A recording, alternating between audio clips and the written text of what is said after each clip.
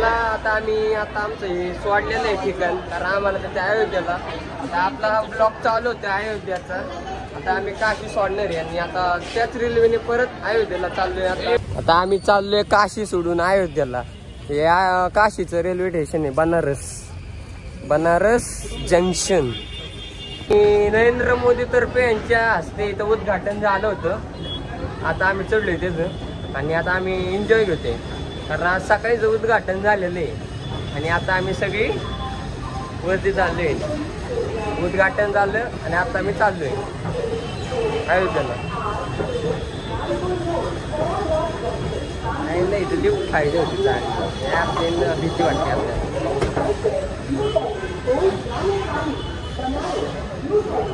चला आता भेटू अयोध्येमध्ये डायरेक्ट सकाळीच. रेल्वेची ट्रॅक आहे, ट्रॅक मोदी साहेब यायचे होते म्हणून यांनी सजवले. आणि नेमकं आमची आता काय झाले, योगायोग असा आला जिथं त्यांनी उद्घाटन केलंय मागच्या 4 तासापूर्वी, तिथंच आम्ही आलोय परत. वंदे भारतचं हे करायला आले होते. पोहोचलेलो आहे अयोध्या कॅन्टला. अयोध्या धाम स्टेशन पुढे, पण आता आम्ही अयोध्या कॅन्टला आहे, कारण इथूनच नाही का पुढं नाही जाणार गाडी अयोध्या धामला. तिथूनच नाही का रिक्षा नाही तर बाकीच्या गोष्टी करून ट्रॅव्हल्स जाणार आहे असं आम्हाला सांगितलंय. पण आता बघू, आता आम्ही तिथं जात गाजतोय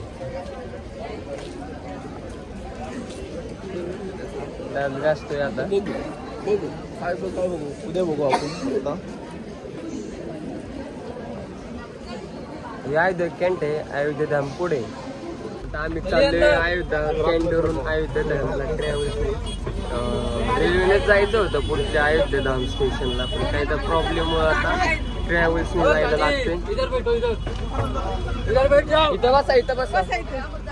चाललोय आलोय इथं अयोध्या रेल्वे स्टेशन. अयोध्या घाटला आलेलो आहे.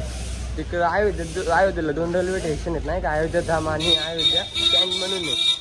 आता आम्ही अयोध्या धामला म्हणजे मंदिरा शेजारी, इकडे सगळं मंदिर आहे. आता आम्ही चाललोय, आम्हाला तिथं राहायची सोय केली ना, तिथं चाललोय.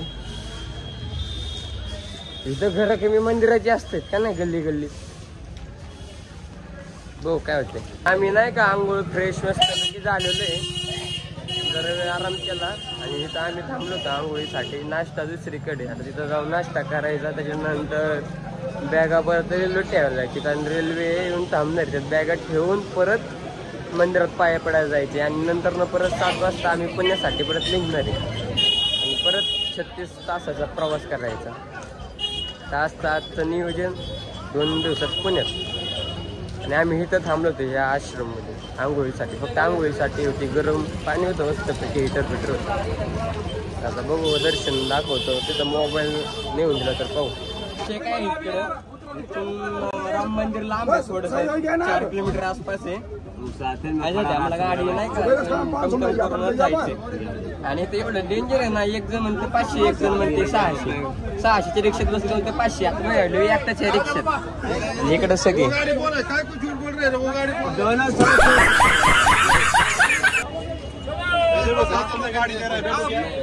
खतरनाक.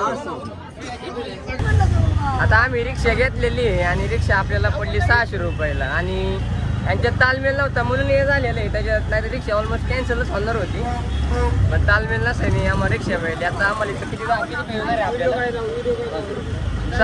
नाही किती फिरवणार आहे आपले? किती मंदिर? 8-7 स्पॉट फिरवणार आहेत अयोध्येचे. 600 रुपये. व्हिडिओ काढलाय नाही फिरवायचे पैसे बसल्या खतरनाक. त्याच्याचे प्रायव्हेट गाडीवाली पण आहे, 2 जण. त्यांना पण अनुभव मिळालेला आहे खतरनाक. तर काही नाही, सागर काका तर 25 लोक म्हणून बसल्या गाडी चालली. आम्ही आलो नाही का शरयू नदी बघायला. 7 स्पॉट पैकी 1 स्पॉट मध्ये आलोय, शरयू नदी. आता बघू या नदीला पाणी काय, अख्खा नदी पात्रच वळवलं त्यांनी. पुलाचं काम चालू असते ना, तिकडे पूल आहे, त्या पुलाचं काम चालू आहे म्हणून नाही का अख्खा नदी पात्रच वळवलेलं आहे त्यांनी. आता आम्ही चाललोय राम मंदिर मध्ये पाया पाडायला. आणि इथं माकडं बघा, लोकांपेक्षा माकडाची लोकसंख्या इथं जास्त आहे असं वाटतंय आम्हाला. आणि अयोध्येचं कसं आहे, अयोध्या हे कशाचं मंदिरांचं शहर आहे आणि काशी बनारसचे घाटांचं शहर आहे. तिथे जास्त सगळ्यात जास्त घरांपेक्षा मंदिर असं म्हणू आपण नाही का. 4 घरांपाठीमागे एक मंदिर येतं असे तर म्हणतात लोक. तिथं जाईन छोटे मोठे मंदिर नाही, एवढे मोठे मंदिर ना दगडूशेठपेक्षा पण 10 फुटीने मोठे मोठे मंदिर येते. विचार करून राम मंदिर केवढं मोठं पाहिजे होतं.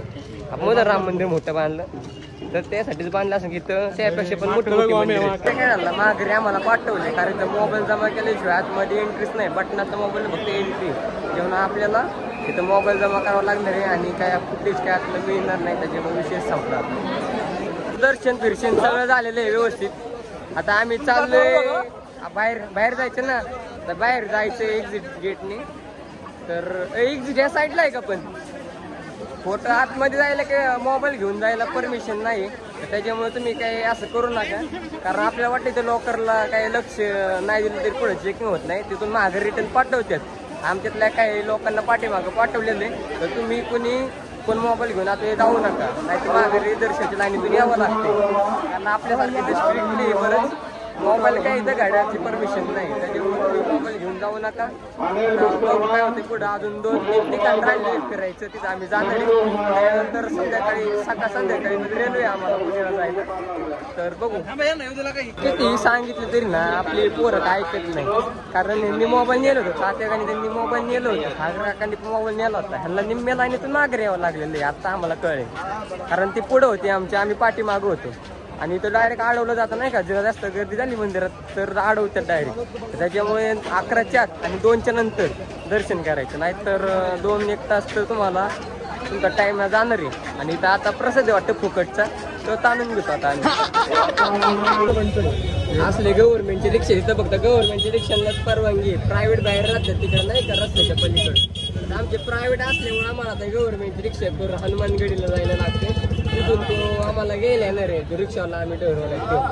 तर त्याच्यामुळे तुम्ही येत आहे तर म्हणजे काशी बरी आहे अयोध्येपेक्षा असं मी म्हणतो. कारण काशीला नाही का सगळं जवळच्या जवळ आहे. इथं सगळं लांब असल्यामुळं काही अशी रिक्षा करावं लागतात आणि ते फिरावं लागतं. आपलं काशीला 100 प्रति 100 पॉईंट, अयोध्येला 80 पॉईंट. तर त्याच्यामुळं आपण येतं एक तर घरूनच नाही का नियोजन लावून येतं. नियोजन नाही लावलं की निवड तिथं ती होऊ शकते.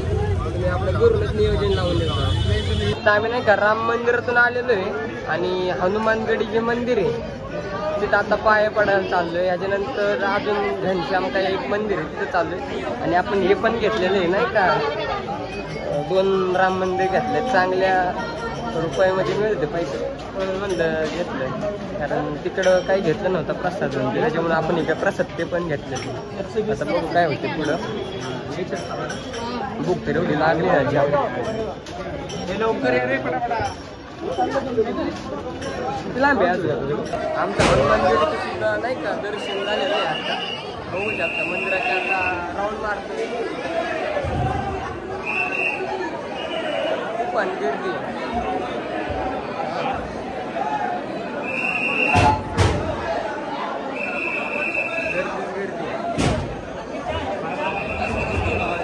परत दर्शन लाईन लागतात तर आम्ही पाठीमागून दर्शन घेतो.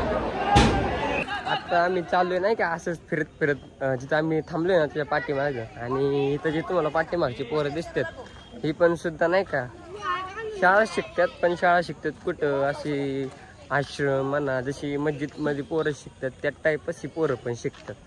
जसं त्यांच्या धर्मामध्ये आहे तसं आपल्या पण धर्मामध्ये, पण आपल्या इकडे जास्त प्रमाणात आहे. माकडा शेजारी थांबलो होतो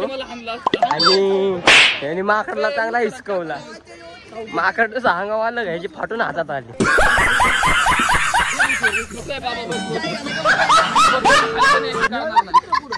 हा माकडाची प्रजाती सगळीकडे.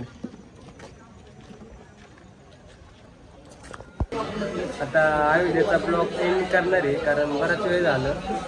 आम्ही काय बाहेर फिरलो नाही आणि इथं काय फिरण्यासारखं नाहीच आहे. त्याच्यामुळं काय अयोध्या तुम्ही येताय तर लांब लांब सगळी ठिकाण फिरण्यासारखं नाही का. आणि आपण काशीत जर फिरलो तर काशीत नाही का सगळं जवळजवळ ठिकाणी आणि फॅसिलिटी पण चांगली आहे. आणि तिथल्या लोकांना मार्केट द्यायचे गेलं तर आपण 70% देऊ, कारण ते डायरेक्ट अंगावर गाडी घालतात आपल्याला. त्याच्यामुळे जर तुम्ही तर गाडी चालवता ते बाथरूमला गेला दरवाजा उघडून आलाय. बाथरूमचा दरवाजा उघड आहे का? आम्ही रूम सोडणार रे 10-12 मिनिटं. आता जेवण करायला चाललोय.